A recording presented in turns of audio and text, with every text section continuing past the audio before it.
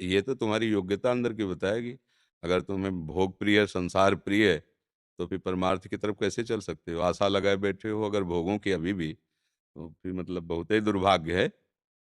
जब भगवान ने बचा दिया संसार के खेल से, तो फिर जीवन बर्बाद कर रहे हो। न ऐसे न वैसे रहे मजरे डो पाछलियो जो करी निर्वासित। अब होश में हो जाओ। अरे जब ब्याह नहीं किया, लड़का बच्चा नहीं पैदा करने की बात है, तो अब धर्म से चलो ना, फिर ब्रह्मचर्य से रहो। चाहे भले पैंट शर्ट में रहो, ब्रह्मचर्य से रहो, भगवान नाम जप करो, पवित्रता से चलो। एक मार्ग तो पकड़ लो। जब गृहस्थी का गृहस्थ आदमी लड़का बच्चा पैदा किए, तो भगवान की सृष्टि की पूजा है वो, कोई साधारण खेल नहीं। उस धर्म से चले। मान लो आपके भाग्य में नहीं था, तो आपका भाग्य और श्रेष्ठ है।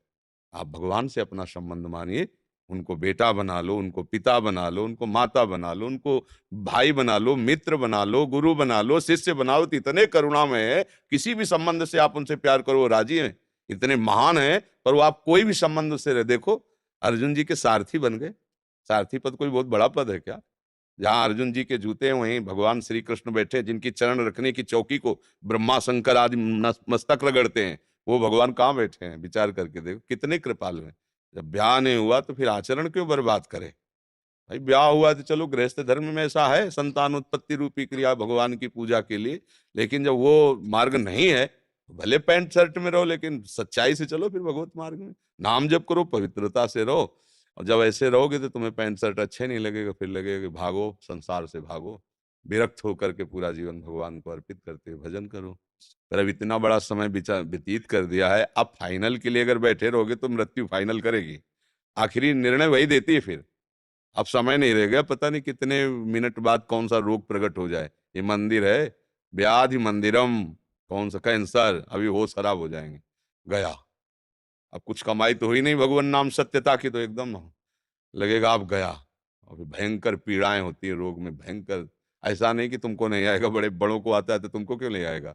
इस जीवन में कुछ शुभ कर्म है, कुछ अशुभ कर्म है, दोनों का फल सबको भोगना पड़ता है, चाहे महात्मा हो चाहे दुरात्मा। महात्मा भगवान का आश्रय लेकर भोग कर पवित्र होकर भगवान को प्राप्त होता है। दुरात्मा भोग कर्म करके फिर नरकों को जाता है, फिर नीच योनियों में जाता है।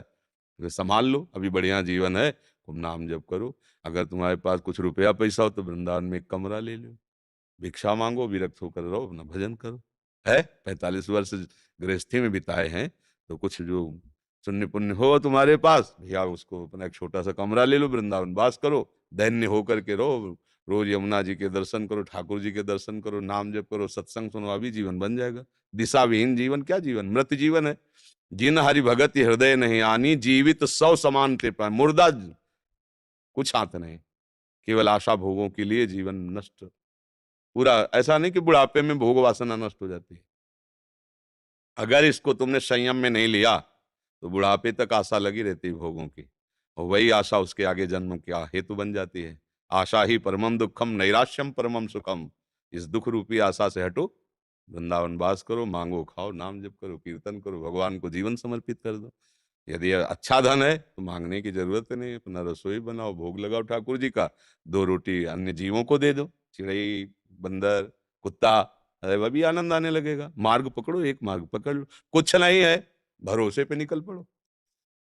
भाई गृहस्थी में रहे इसलिए तुम्हें उपाय बता रहे नहीं। अगर ऐसा जीवन होता कि भजन में जीवन होता, तो भगवान का भरोसा लेके निकल पड़े, उस नया साम्राज्य खड़ा कर देंगे। उनके लिए क्या है, एक क्षण में नई सृष्टि रच देंगे तुम्हारे लिए, तुम उनके दास हो, ऐसा भाव करो, सब व्यवस्था हो जाती है ले।